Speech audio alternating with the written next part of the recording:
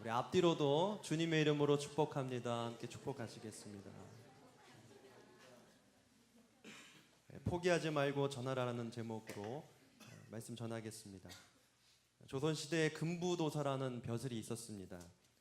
사극을 보면 어명이요 이렇게 하면서 왕의 조서를 쫙 펴고 조서를 읽고 사약이나 벌을 내리는 사람이 바로 금부도사라는 벼슬입니다. 금부도사는 의금부 소속의 종오품 벼슬로 반역죄 같은 아주 중대한 죄인들을 주로 다뤘다고 합니다.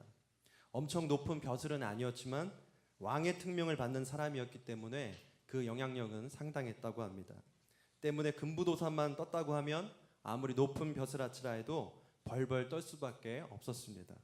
오늘 본문에서 하나님은 에스겔을 선지자로 부르시면서 바로 이와 같은 금부도사의 임무를 주십니다. 우리 에스겔 2장 3절 함께 읽겠습니다. 내게 이르시되 인자야 내가 너를 이스라엘 자손 곧 패역한 백성 나를 배반하는 자에게 보내노라. 그들과 그 조상들이 내게 범죄하여 오늘까지 이르렀나니. 아멘. 여기 패역한 백성, 배반하는 자라는 표현은 대역죄인이라는 뜻입니다. 에스겔 시대의 이스라엘은 우상 숭배와 불의가 가득해서 아무리 눈 씻고 찾아봐도 하나님의 말씀은 찾을 수가 없었습니다. 거짓 선지자들이 판을 쳤고 제사장들은 탐욕에 사로잡혔습니다. 그래서 하나님이 그들을 패역한 백성, 바로 대역죄인이라고 말씀하시는 겁니다. 때문에 하나님께서 에스겔을 금부도사로 부르셨습니다. 에스겔 2장 4절 함께 읽겠습니다. 이 자손은 얼굴이 뻔뻔하고 마음이 굳은 자니라. 내가 너를 그들에게 보내노니 너는 그들에게 이르기를 주 여호와의 말씀이 이러하시다 하라. 마치 금부도사가 대역죄인에게 가서 어명이요 이렇게 소리를 지르듯이 에스겔도 이스라엘 백성들에게 가서 주 여호와의 말씀이 이러하시다 이렇게 하나님의 말씀을 전하라는 겁니다. 여러분, 하나님은 우리를 하나님의 금부도사로 부르셨습니다. 옆에 있는 분을 한번 보시면 행색이 초라해 보일지 몰라도 사실은 하나님의 금부도사입니다. 아멘 권사들이 이렇게 초라한 모습으로 다니잖아요. 이게 전략입니다. 금부도사가 어명을 전할 때 아무리 높은 벼슬아치도 그 앞에서 벌벌 떨듯이 우리는 하나님의 말씀을 전할 때 세상 어둠의 권세가 벌벌 떨 줄 믿습니다. 그러므로 하나님의 사람은 하나님의 말씀으로 살아가야 합니다. 마태복음 4장 4절 함께 읽겠습니다. 사람이 떡으로만 살 것이 아니요, 편집했습니다. 이 부분만. 사람이 떡으로만 살 것이 아니요, 하나님의 입으로부터 나오는 모든 말씀으로 살 것이니라. 아멘.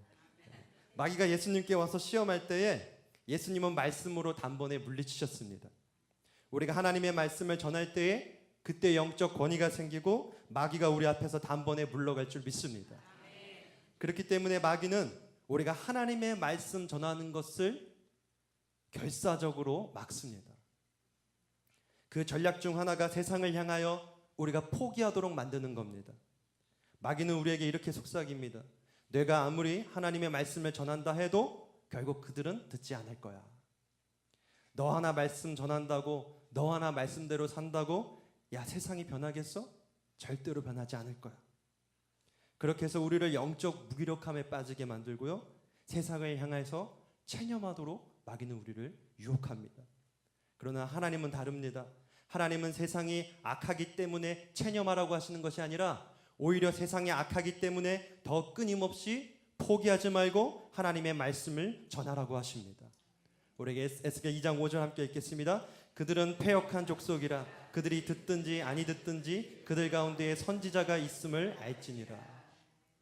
하나님은 듣든지 아니 듣든지 말씀을 전하라고 하십니다. 에스겔이 하나님께 부름을 받기 전에 그 전에 먼저 예레미야 선지자가 활동하고 있었습니다. 예레미야 시대의 이스라엘 백성들은 예레미야의 말을 듣기는커녕 그를 때리고 옥에 가두기까지 했습니다. 에스겔은 어렸을 때부터 그 예레미야의 그 사역을 보고 자랐습니다. 아무리 말씀을 전해도 변하지 않는 이스라엘 백성들을 에스겔은 보면서 자랐습니다. 그런데 하나님은 듣든지 아니 듣든지 말씀을 전하라고 하는 겁니다. 여러분, 왜 우리가 그렇게 해야 합니까? 제가 고등학교를 졸업하고 나서 학원에서 초등학생 아이들에게 팝송을 가르쳤습니다. 기타 치면서. 근데 이놈의 초딩들이 엄청 말을 안 듣습니다. 이제 막 1학년 된 남자애가 조용히 하라고 하면 제 앞에 룰루랄라 노래를 부르면서 막 춤을 추면서 막 뛰어다닙니다. 이미 제 머릿속에는 그걸 볼 때 원터치, 원펀치, 투펀치, 쓰리펀치, 강냉이까지 날리고 이렇게 막 때려주고 싶지만 막 열이 받는데도 그 교실 안에 CCTV가 있어요. 그래서 제가 그 아이를 때릴 수가 없었습니다. 제가 썼던 방법은 바싹 끌어안아서 제가 갖고 있는 힘을 다해서 끌어안는 겁니다. 사랑해서 끌어안는 게 아니라 그 애가 진짜 미웠습니다. 그렇게 안기는 그 아이도 아마 헷갈렸을 거예요. 이게 사랑의 표현인지 이게 증오인지. 근데 제가 그렇게 꽉 끌어안았을 때 이 아이가 말을 들었을까요? 안 들었을까요? 아마 그 아이가 그걸 사랑의 표현으로 받아들였는지 마치 교실 안을 신들린 무당처럼 막 뛰어다녔습니다. 하도 그러니까 나중에는 저도 그 아이를 포기하게 되더라고요. 투명 인간 취급하면서 그냥 네 하고 싶은 대로 해라 막 이런 마음이 막 들기 시작했습니다. 우리는 우리의 말을 너무 안 들으면요 차라리 포기해버리고 싶을 때가 많습니다. 우리 70인 전도대가 전도하러 밖에 나가면 어떻게 됩니까?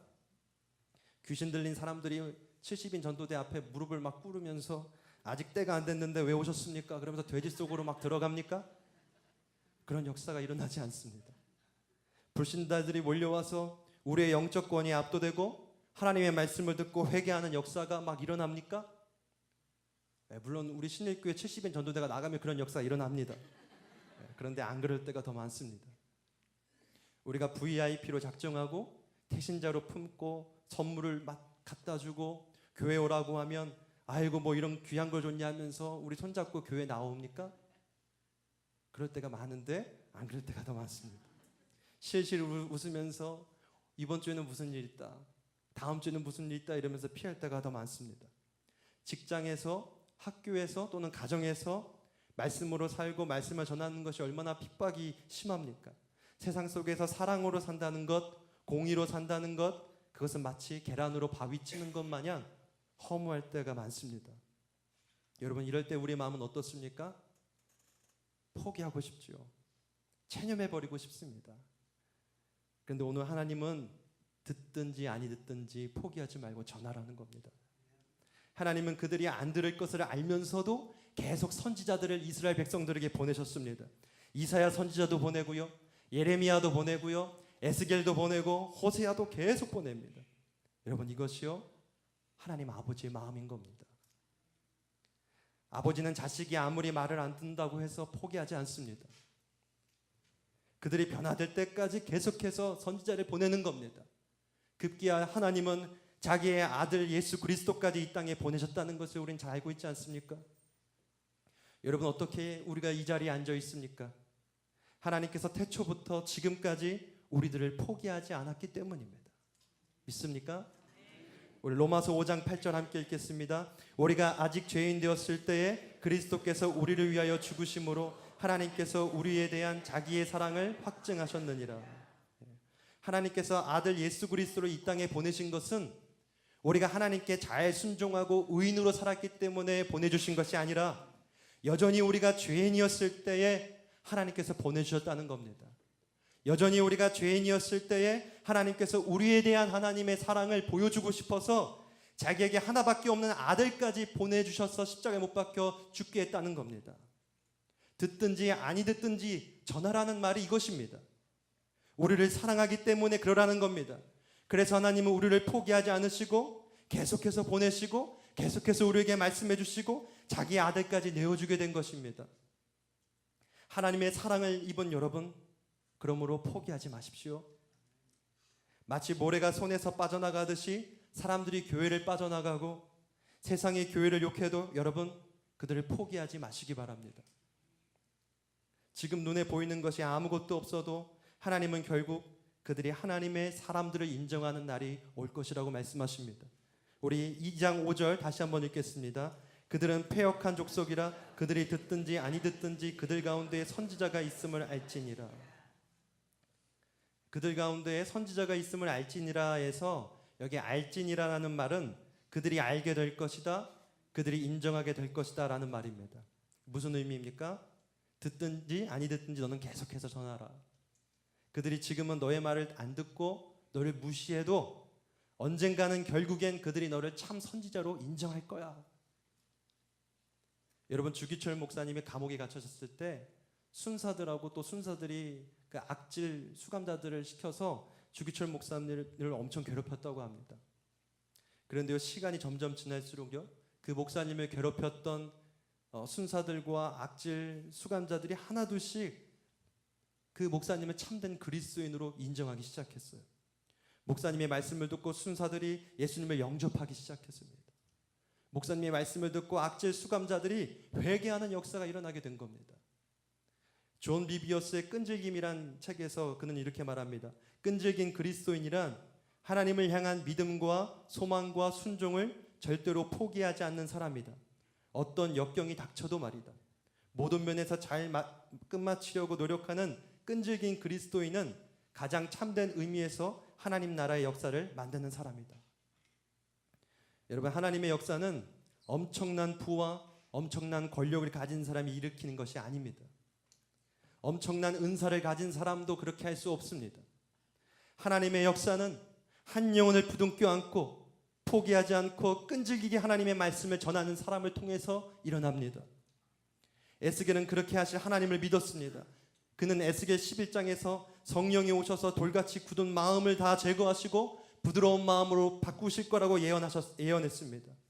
또 에스겔은 에스겔 37장에서 골짜기에 가득한 뼈들이 생기를 얻고 다시 살아나서 군대가 되는 환상을 보면서 이스라엘이 회복될 것이라고 예언했습니다. 비록 에스겔에게 닥친 현실은 절망스러웠지만 그는 하나님의 비전을 보았고 그 비전을 끈질기게 전했습니다. 그리고 마침내 하나님은 신약 시대에 와서 그 예언을 성취하셨습니다. 사랑하는 여러분, 하나님은 우리도 그렇게 사용하실 겁니다. 여러분들을 이 시대의 선지자들로 사용하실 겁니다. 우리가 포기하지 않고 하나님의 말씀을 전할 때에 돌같이 굳은 마음들이 해체되고 부드러운 마음으로 바뀌는 역사가 일어날 것입니다.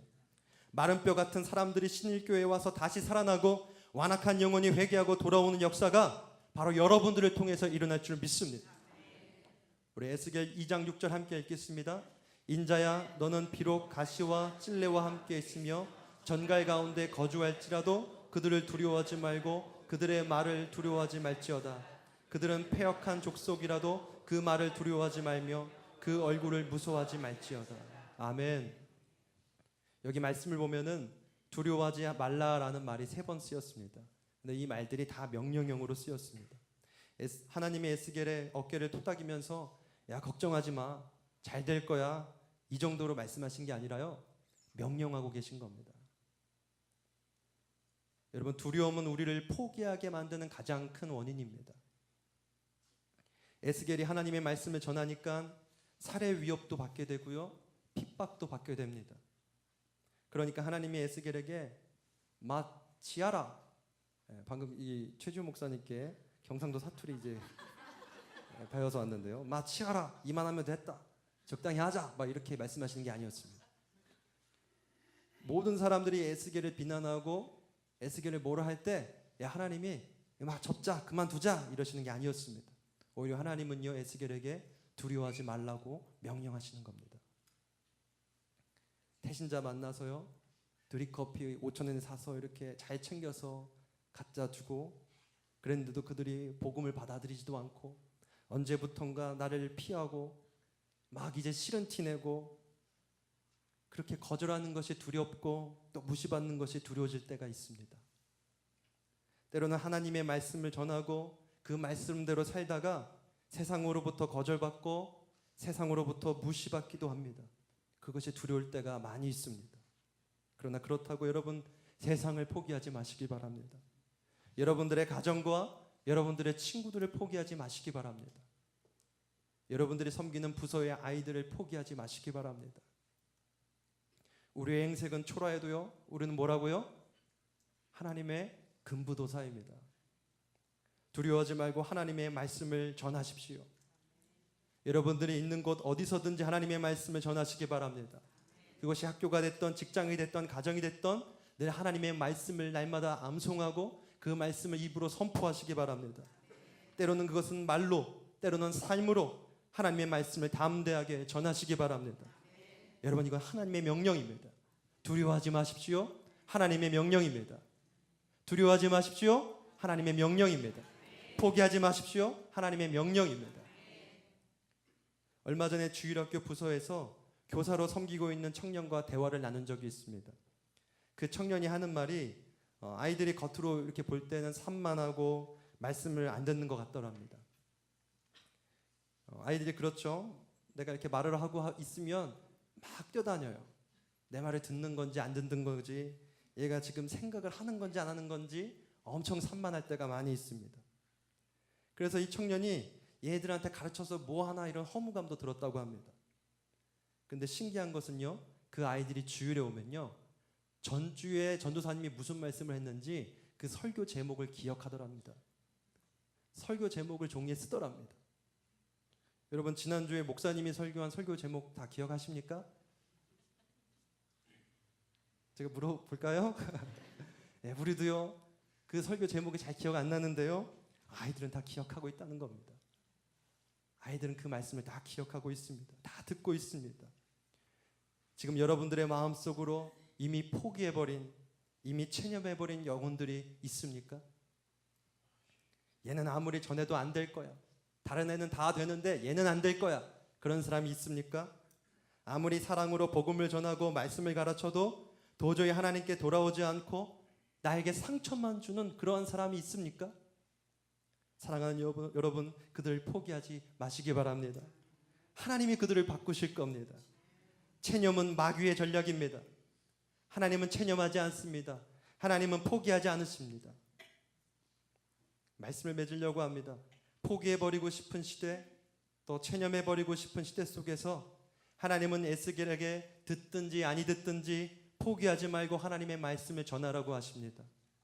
하나님은 결국 에스겔이 참된 선지자로 인정받게 될 것이라고 말씀하십니다.